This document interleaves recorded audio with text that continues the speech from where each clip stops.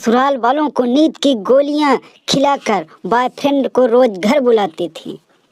एक रात पति जाग गया तो दोनों ने मार डाला पत्थर बांधकर और नहर में फेंकी लाश।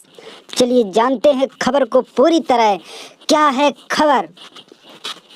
भरतपुर का एक कपल 7 साल हो गए थे शादी को। 6 साल का बेटा और 4 साल की बेटी। खुशहाल जिंदगी थी। एक रात पति अचानक घर से गायब हो जाता है। परिवार हर जगह ढूंढता है लेकिन कहीं नहीं मिलता। पुलिस पत्नी पर शक जताती है लेकिन ससुराल वाले कहते हैं हमारी बहू बहुत अच्छी है, उससे कोई पूछताछ नहीं होगी। 6 महीने बाद एक रात बेटे की गुमशुदगी से बेचैन पिता घर में टहल रहा होता है। बहू के कमरे की लाइट चल रही होती है तो वहाँ जाता है। वहाँ बहू का वो रूप सामने आता है जिसकी ससुर ने बुरे से बुरे सपने में उम्मीद न की थी।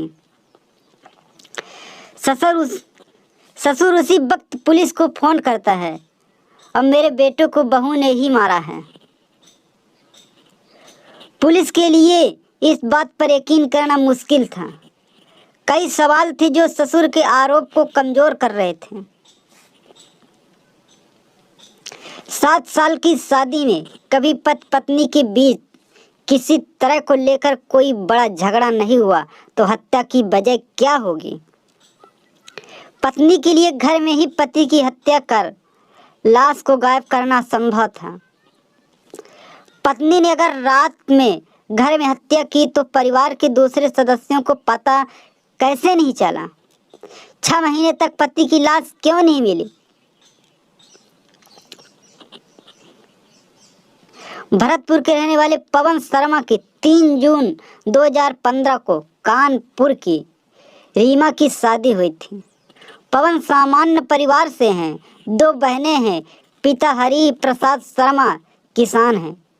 पवन दिल्ली में काम करता था। 4 साल तक पवन दिल्ली में और रीमा गांव में रही।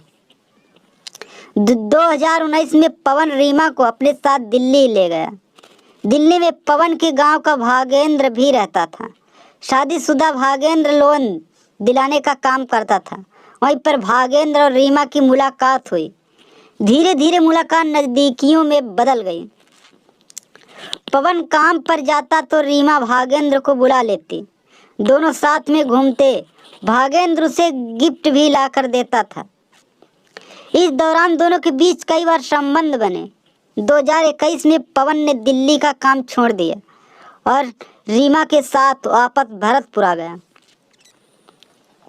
ससुराल वालों को नींद की गोलियां खिलाकर बॉयफ्रेंड को बुला लेती। भरतपुर आने के बाद रीमा और भागेंद्र का मिलना बंद हो गया। बॉयफ्रेंड से मिलने के लिए रीमा ने साजिश रची। वो रात को पूरे परिवार को खाना, दूध, चाय में नींद की गोलियां मिलाकर दे देती। नींद की गोलियां का असर होने के बाद बॉयफ्रेंड को बुला लेती। जिस कमरे में पति सो रहा होता वहीं दोनों मिलते।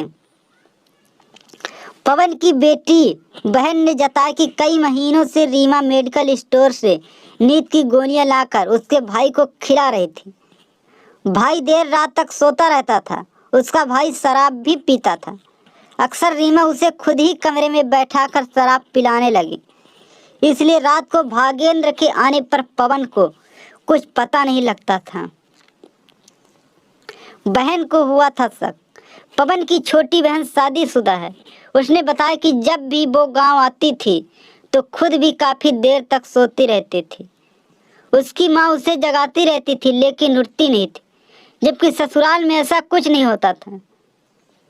समय से ही उठ जाती थी। ये बात उसने अपनी माँ को भी कई बार बताई थी लेकिन माँ ने किसी प्रकार का कोई ध्यान नहीं दिया।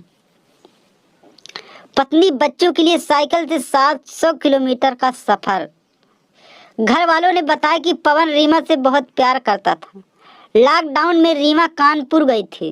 तब पवन उसको 350 किलोमीटर साइकिल चलाकर लेने गया था। वहाँ एक दिन रुककर पत्नी और दोनों बच्चों को साइकिल पर ही लेकर आया। भरतपुर से कानपुर का सफर साइकिल से तय करने और वापस आने में उसे 7 दिन लगे थे।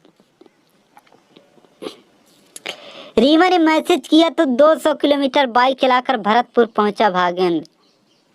29 मई को भागेंद्र और उसका दोस्त दीप शराब पार्टी कर रहे थे। उसी दौरान भागेंद्र को रीमा का मैसेज मिला, आज मिलने का मन कर रहा है, जल्दी आ जाओ। भागेंद्र भी कई दिनों से उससे मिला नहीं था। भागेंद्र ने दीप को साथ चलने के लिए तैयार कर लिया। भागेंद्र और दीप 200 किलोमीटर बाइक चलाकर भरतपुर आ गया। भागेंद्र अंदर मकान में चला गया और दीप को बाहर ही कुछ देर तक रुकने के लिए बोला। बेहोश पति के सामने कमरे में बनाए संबंध। भागेंद्र मकान में घुसा तो नींद की गोलियां के असर के कारण परिवार के सभी लोग सो रहे थे। वो सीधा रीमा और पवन के कमरे में चला गया। पवन बेहोशी की नींद सो रहा था। उसी कमरे में रीमा और भागेंद्र ने संबंध बनाए। इसी दौरान पवन की बेहोशी टूट गई। पत्नी को भागेंद्र ने साथ आपत्तिजनक हालत में देखकर आग बबूला हो गया।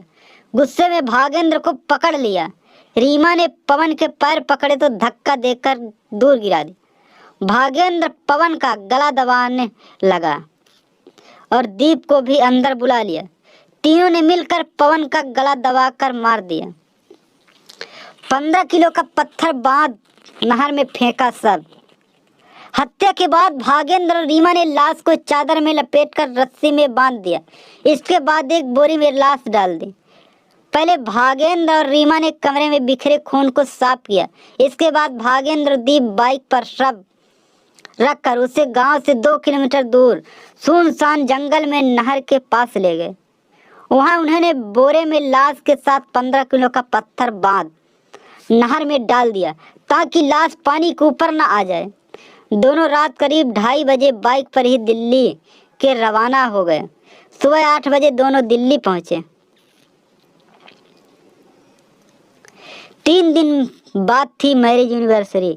पवन और रीवन की 3 दिन की बाद ही मैरिज एनिवर्सरी थी। पवन ने अपनी मैरिज एनिवर्सरी के लिए बहन को भी गांव बुलाया था।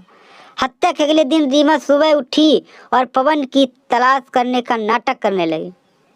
सास से कहा, पता नहीं आज जल्दी कहाँ चले गए। पवन के पिता हरि प्रसाद ने सोचा कि खेतों में गया होगा, आ जाएगा दोपहर तक। पवन नहीं आया तो वह गांव और खेतों में तलाशने लगे। उसका फोन भी बंद आ रहा था। परिवार सोचने लगा कि पवन कहीं गुस्से में नाराज होकर चला गया। हत्यारी पत्नी ने करवा चौथ का व्रत भी रखा। रीमा ने भागेंद्र को मैसेज कर दिया था कि कुछ दिनों तक फोन मत करना। कुछ दिनों के बाद परिवार में सब शांत हो गया। हरि प्रसाद परेशान होकर बेटे को इधर उधर तलाश करते रहे। मर्डर के कुछ महीने बाद करवा चौथ है, किसी को शक न हो इसलिए उसने व्रत भी रखा, दीपावली भी मनाई। ससुर ने कहा, हमें हमारी बहू पर पूरा विश्वास है।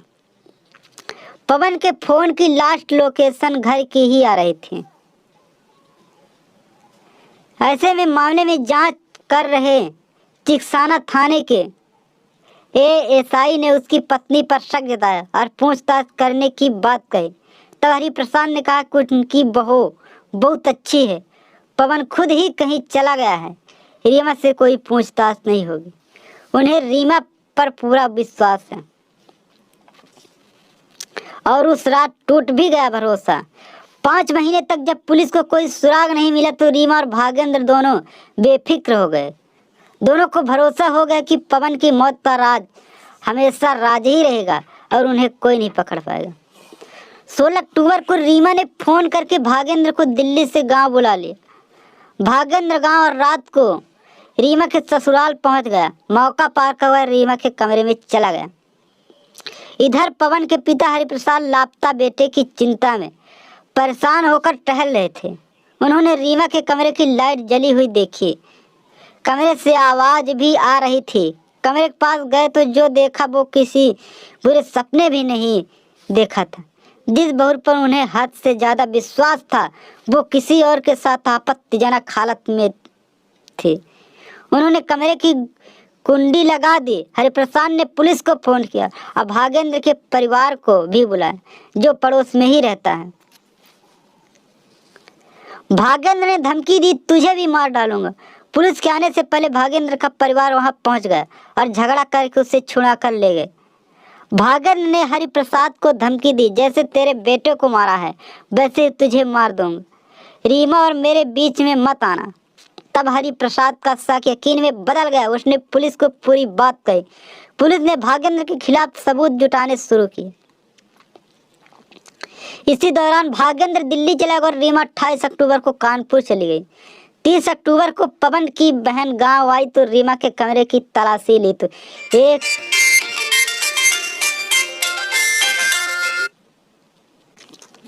पूरे कमरे की तलाशी ली।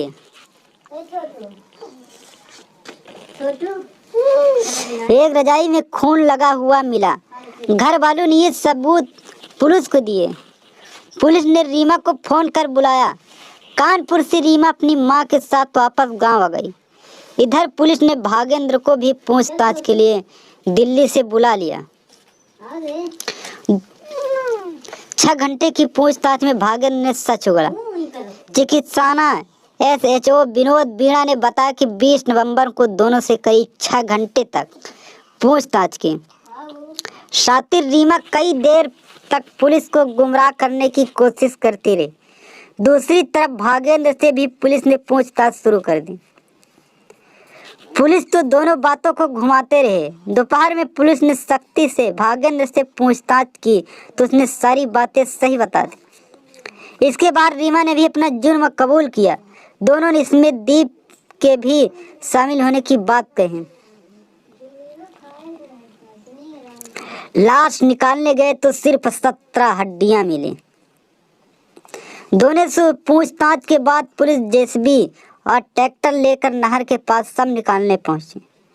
भागेंद्र ने बताया कि सब कहां पर फेंका। उसकी निशानदेही पर बोरा निकाला गया। बोरे को खोलकर देखा तो उसमें सिर्फ 17 हड्डियां मिली।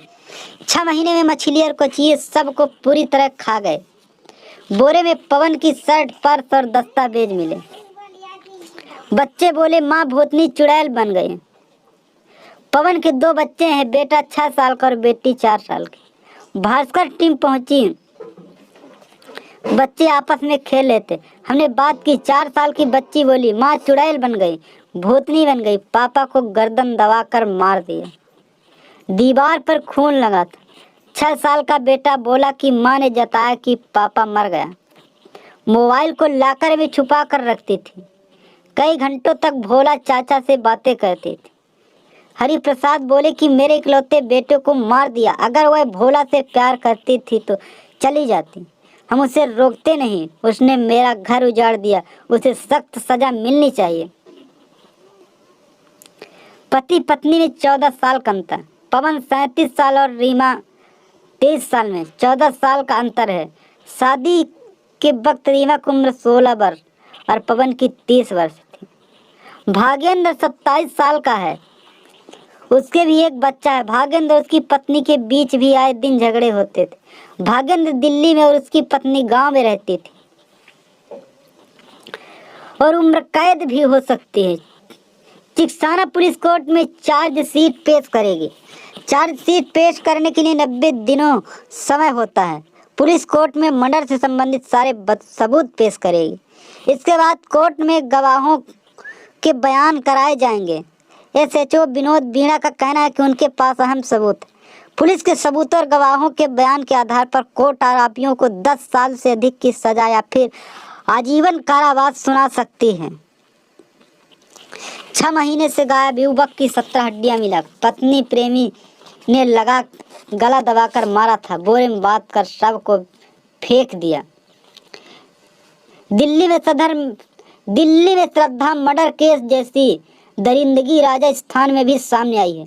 भरतपुर में 6 महीने से गायब युवक की 17 हड्डियां उसे घर के पास स्थित नहर में मिली। युवक की हत्या किसी और ने नहीं बल्कि उसकी पत्नी और उसके प्रेमी ने की थी। दोनों ने युवक के शव को बोरे में बांधकर शमशान के पास कचरे से भरी नहर में फेंक दिया। 6 महीने तक महिला पुलिस और परिवार को गुमराह करती रही। घर में खून से सनी रजाई मिलने के बाद परिवार वालों को शक हुआ। पुलिस ने जताई कड़ी पूछताछ की। पूरे मामले का खुलासा हुआ। नहर से युवक की 17 हड्डियां बरामद हुई, जिसमें पत्नी रीमा और प्रेमी भागेंद्र को सजा में ले लिया।